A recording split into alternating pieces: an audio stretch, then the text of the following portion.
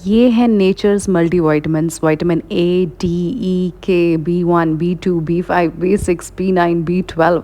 2 whole eggs आपकी daily vitamin D की intake का 82% है और बाकी के लिए आप एडिशनली विटामिन डी ले सकते हैं। इस डाइट में मल्टीविटामिन्स बैलेंस्ड हैं, उसमें वैल्यू एडिशन के लिए सप्लीमेंट लिए।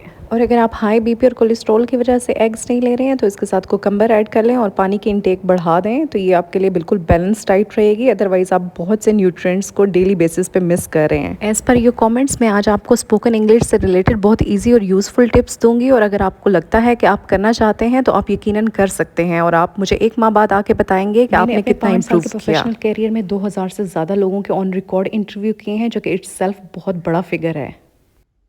उनमें से 60% हाईली एजुकेटेड और स्किलफुल और 40% वो लोग थे जिन्होंने मैट्रिक के बाद कोई डिग्री भी नहीं ली थी और वो कंप्लीट कंप्यूटर सेवी थे। अपनी टीम बनाते हुए कभी कभी दिन में 40 से 50 लोगों के इंटरव्यूज़ भी, और मैंने उनको सिर्फ 2 बातों पे जज किया। पहली थी मोटिवेशन फॉर लर्निंग, जो कि उनकी कमिटमेंट को और उनके कॉन्फिडेंस को शो करती है, और दूसरी थी उनकी सेल्फ मैनेजमेंट, कि वो अपने टाइम, अपनी इमोशनल और फैमिली लाइफ को और अपनी वर्क लाइफ को कैसे बैलेंस करते हैं। आपको जान के हैरत नहीं होनी चाहिए कि उनमें से 90% लोग जो कि हाईली क्वालिफाइड भी थे, फर्स्ट स्टेप को भी क्लियर नहीं कर सके, इसलिए कि उनका सारा फोकस बुक्स पे और डिग्री कलेक्ट करने पे रहा है। इसलिए कि वो इस कमिटमेंट से डरते थे कि अगर उन्हें कोई न्यू वर्क टास्क दिया गया तो वो उसको पूरा ही नहीं कर पाएंगे। स्टडीज पे फोकस रहा लेकिन प्रैक्टिकल परफॉर्मेंस पे नहीं। और ये बात करने का सिर्फ एक ही मकसद था कि हम में से बहुत से लोगों ने ग्रेड 1 से ही इंग्लिश को एज अ सब्जेक्ट पढ़ा है। Pakistan studies, Islamic studies, zoology, botany, physics, chemistry, ये एक सब्जेक्ट नहीं है, ये एक लैंग्वेज है जो कि बोलने से आती है। क्या आपको पता है कि लैंग्वेजेस में उर्दू लैंग्वेज सीखना इंग्लिश लैंग्वेज से बहुत ज़्यादा टफ है। और अगर आप अब्रॉड में कहीं पे भी किसी नेटिव इंग्लिश स्पीकर से बात करें, सिर्फ 2 वर्ड्स में भी इवन, तो वो उनको बहुत ज़्यादा खुशी होती है that you are opting their language. तो फिर हम में कहाँ कमी है? एक कॉन्फिडेंस और एक पर्सनल ग्रूमिंग। और आपने इन दोनों को कैसे ओवरकम करना है, मैं इसको आसान अल्फाज में बताती हूँ। Step 1, talk to yourself loudly. कोई भी बुक, मैगजीन, बच्चों की बुक या मोबाइल पे ही कोई सा भी आर्टिकल पढ़ना है आपने, और उसको ऊंची आवाज़ में पढ़ना है। एक ही लाइन को बार बार रिपीट करना है ताकि आप उसको फ्लुएंटली पढ़ सकें। अपनी आवाज़ को बार बार सुनने से आपको आइडिया होगा कि आप कहाँ गलती करें, और रिपीट करने से आप नेक्स्ट टाइम उसको करेक्ट कर सकेंगे। Step 2, mirror talk. ये सेल्फ एश्योरेंस और कॉन्फिडेंस बिल्ड करने के लिए बहुत इंपॉर्टेंट टेक्निक है। कोई भी बुक लेके मिरर के सामने खड़े होकर उसकी रीडिंग करें, या अपने पर्सनल थॉट्स को इंग्लिश में खुद को ही कन्वे करें। आई एम श्योर कि आप लोगों ने ये टेक्निक बहुत से इंटरव्यूज़ देने से पहले भी खुद पे अप्लाई की होगी। ये आपकी पर्सनैलिटी ग्रूमिंग और आपकी स्पोकन इंग्लिश को इम्प्रूव कर है, और आप कॉन्फिडेंटली बात कर सकते हैं। Step 3, Google is your another best friend. Google को हमेशा यूज़ करें किसी भी सेंटेंस के मीनिंग के लिए। English to Urdu translation use करें कि आपने सेंटेंस मेकिंग जो इंग्लिश में की है वो करेक्ट है उर्दू में भी। सेकेंडली, गूगल को यूज़ करें सिनोनिम्स के लिए, अल्टरनेटिव वर्ड्स के लिए, और आपकी वोकैबुलरी इससे बिल्ड होगी और आप इसको डिफरेंट सिनेरियोज में, डिफरेंट सेंटेंसेस में यूज़ कर सकते हैं। Third point is talk to your friends in English. आप उनको कह सकते हैं कि आप इंग्लिश लैंग्वेज सीख रहे हैं, आप स्पोकन इंग्लिश सीख रहे हैं, और आपकी जितनी भी है मिस्टेक्स उनको इग्नोर करके, बगैर जज किए आपको बस सुने। आप उनको इंग्लिश में टेक्स्ट कर सकते हैं, या मेरे प्लेटफॉर्म पे आपकी जिस तरह की भी है इंग्लिश, आप कमेंट्स लिख सकते हैं और मैं आपको इंग्लिश में उसका रिप्लाई करूँगी। और आई गेस मेरे प्लेटफॉर्म पे आपको और आपकी इंग्लिश को कभी कोई जज नहीं करेगा, बल्कि आपको जहाँ पे करेक्शन की ज़रूरत हो आप मुझे भी कमेंट कर सकते हैं। मैं उसका एग्जैक्ट आपको सेंटेंस बताऊंगी और ऑब्वियसली उसका रिस्पॉन्स भी दूंगी।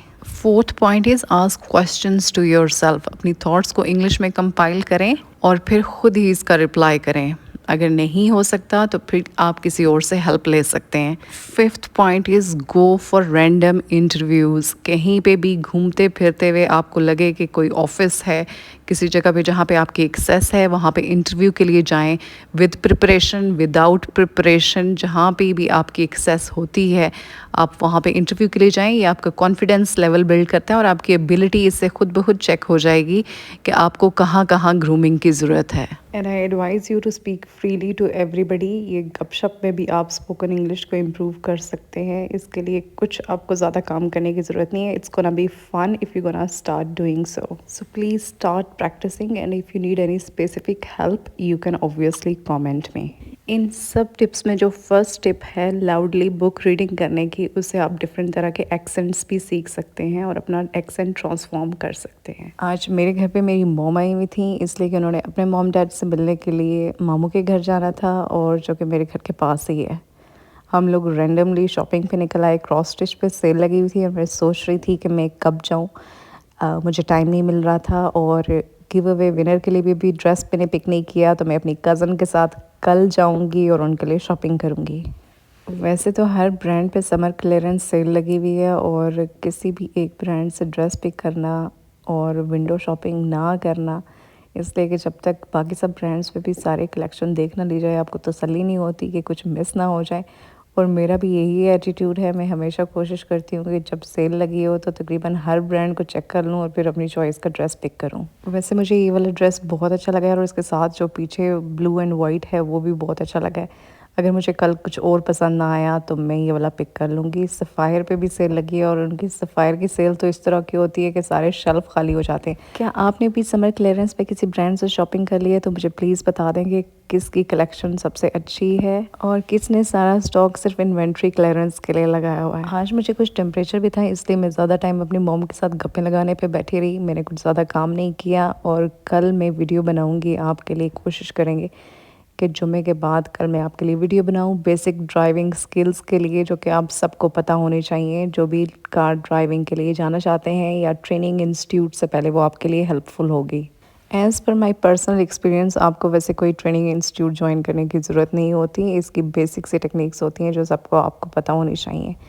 डिनर एज़ यूजुअल मैंने कर लिया, और एक सिस्टर ने मुझे क्वेश्चन किया कि घर पे बैठे हुए आप कुकिंग का बिज़नेस कैसे स्टार्ट कर सकते हैं, इसलिए कि फ़ूड पढ़ने वाले बहुत ज़्यादा चार्ज करते हैं। तो इसका सिंपल सा आंसर है कि आप अपने एरिया की किसी बेकरी या जो भी चीज़ आप अच्छी बनाती हैं, किसी रेस्टोरेंट में जाके आप बात कर लें, उनको अपना फूड टेस्ट करवाएं, अपनी जो आपने कुकिंग की है उनको टेस्ट करवाएं कि प्लीज़ आप ये हमारा अपने साथ रख लिया करें, और जो भी कस्टमर आते हैं जो लेना चाहते हैं वो उधर से परचेज़ कर लें और बाद में आपको पेमेंट कर दें। मैं अपने घर के पास ही कुछ लेडीज़ को इस तरह जानती हूँ जिन्होंने वीकेंड्स पे सिर्फ निहारी और हलीम वगैरह बनाती हैं नाश्ते के लिए, और वो उसको अर्ली मॉर्निंग ही जो है रेस्टोरेंट या जो टेक अवे है वहाँ पे पहुँचा देती हैं। सिर्फ वीकेंड्स पे काम करती हैं, और उनकी काफ़ी ज़्यादा अर्निंग है इससे। आप भी अपने किसी एरिया में बात कर सकते हैं।